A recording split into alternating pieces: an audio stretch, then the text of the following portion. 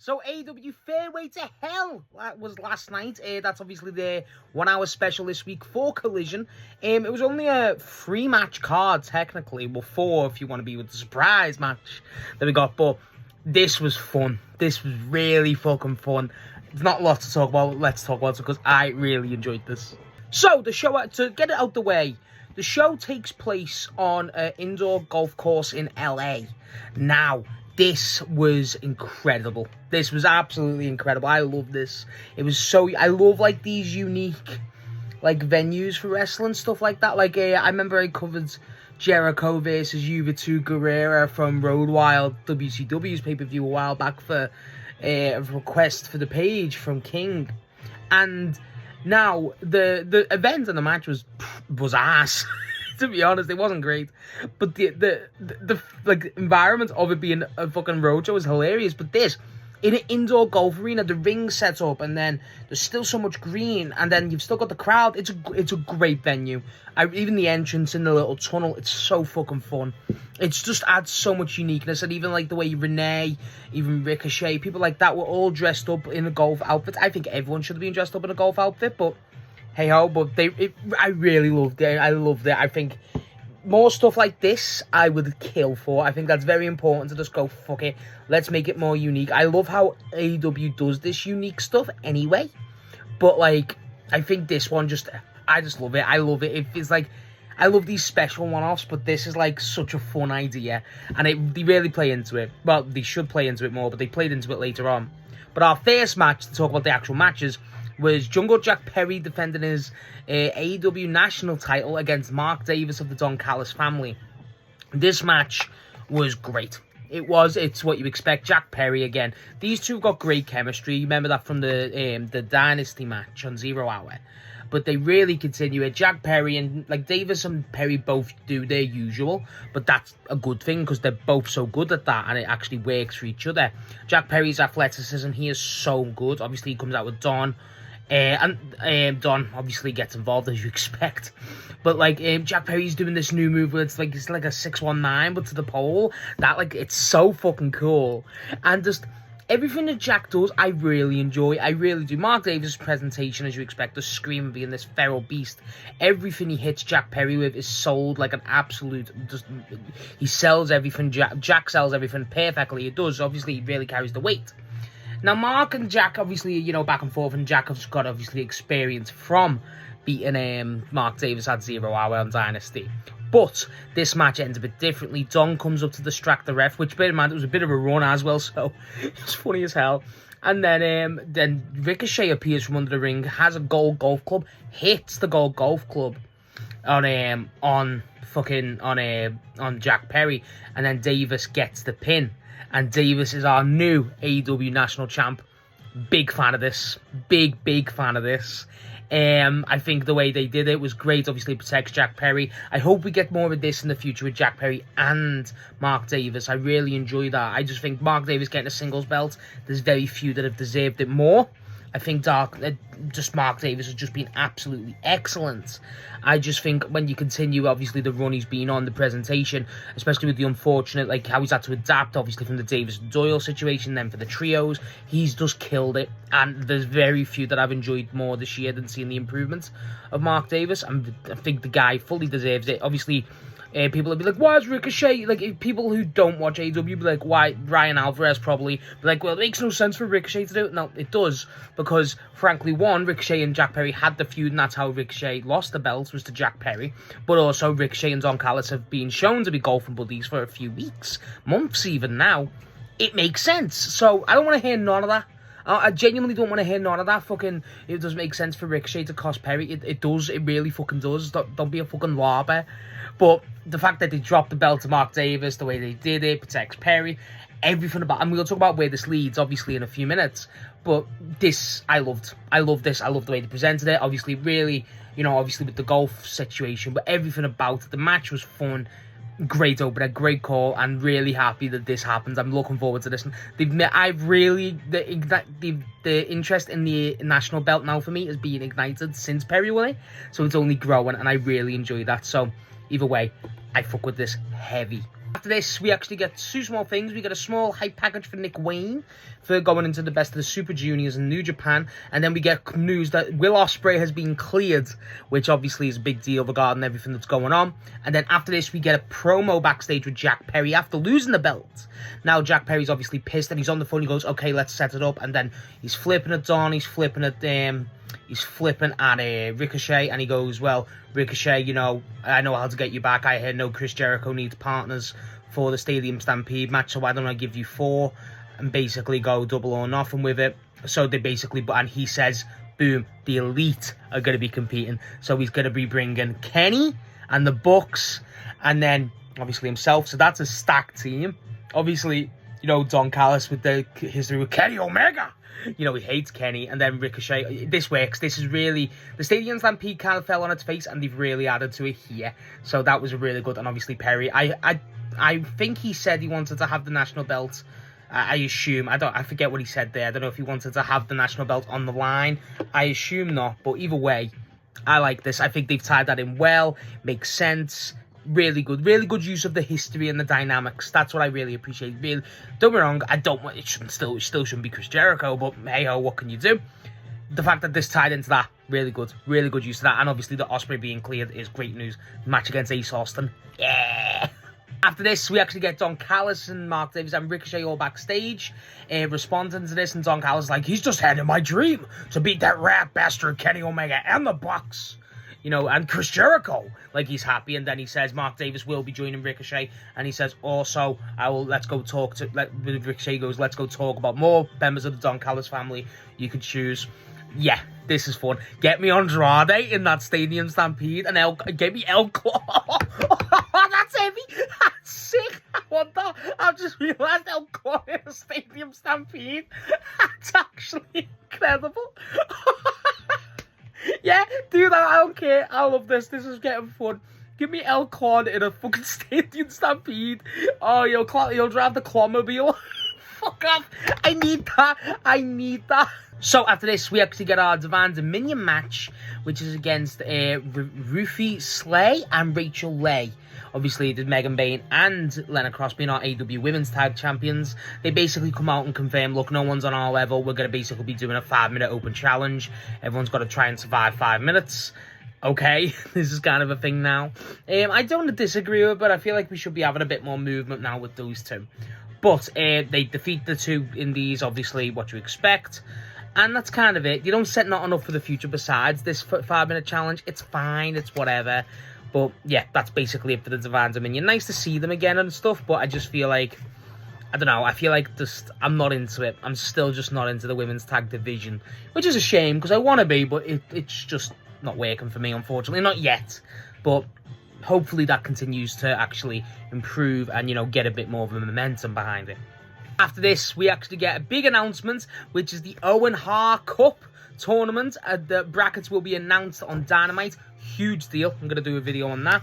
And then we get a Don Callis promo backstage on his own. A lot of Don Callis tonight. He has something important to say. No, he basically confirms that for Dynamite this week, Okada is out. He was supposed to be facing Darby. He had to travel back to Japan.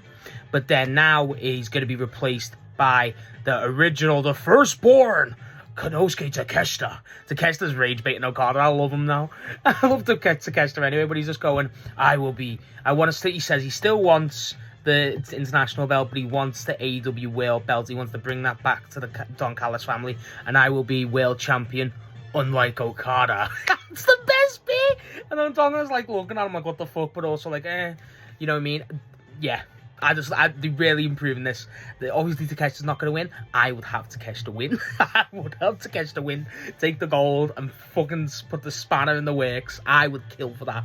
But, hey-ho, this is a good swerve, obviously. Working around Okada. I don't know if there was always a plan. Working around Okada, not going for it. So Takeshita comes in and steals it. In time, works. Works a lot. And obviously, the Owen stuff, really interesting. But after this, we actually got our standby match, weirdly. We got Speedball Mike Bailey versus Kieran Gray.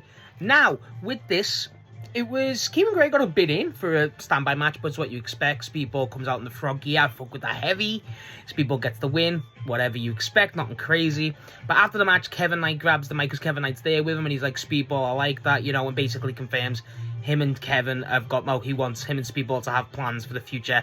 Jet Speed is still a thing.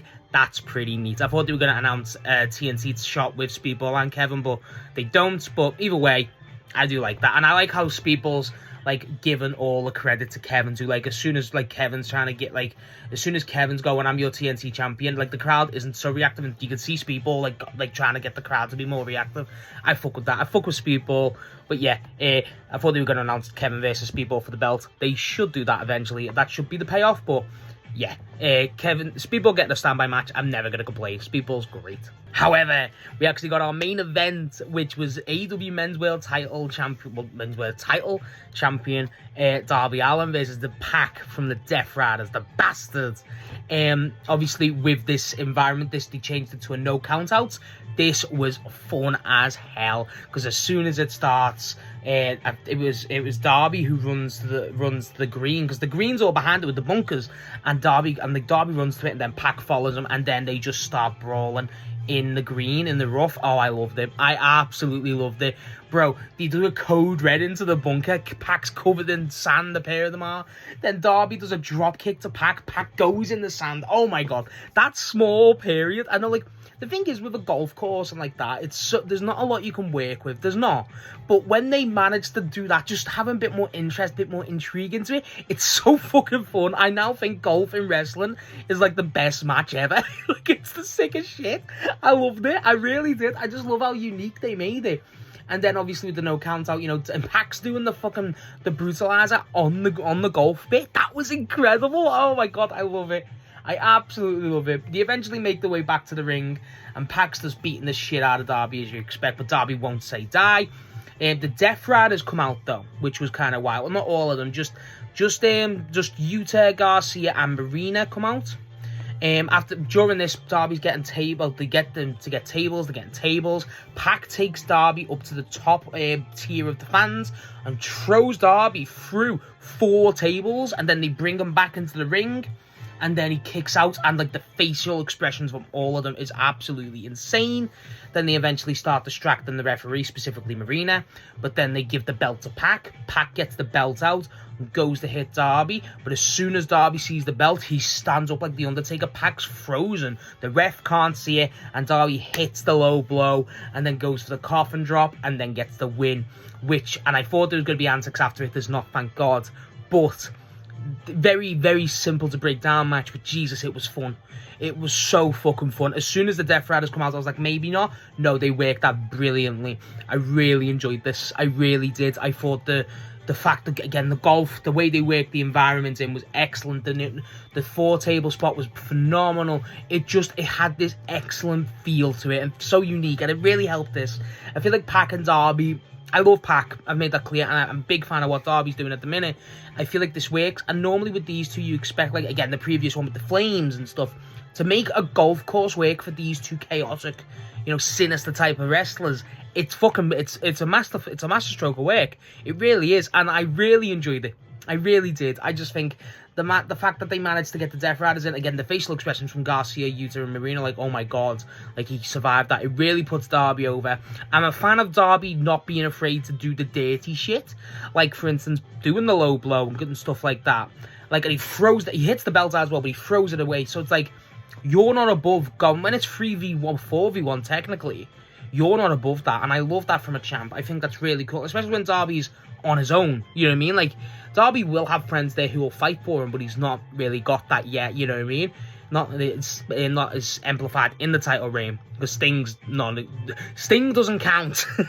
But either way, I think this was fun. This was fun. Don't get me wrong, I would like to see Pac and Darby run this back again in a traditional match, but this was fun. Again, I can't really state. My friend Snotty went, that lucky bastard. But either way, the stuff with the bunker alone was incredible. I just think, I just watched it and was like, how the hell have you made this work as much as you can? Like, it's such a masterstroke, like I say. They shouldn't be able to make wrestling as a whole work in a golf course. but they do, and I fucking love it. I really love it, and yeah, that's the end of the night. That's the end of the night. They don't tease anything. I thought Takeshita was going to come out after the match. He doesn't. I don't care. This was very fucking fun, and honestly, more of this shit, please. I don't give a shit. More of this. I love this. Yeah, so for a 1 hour special, this was great. It really was. The breaks were very, like, the breaks were very, like, placed. There wasn't really too many. It wasn't really, they paced the breaks out very well. For instance, like, there was a point where, like, with the breaks this time were when they were walking back or walking up, you know what I mean? Nothing crazy.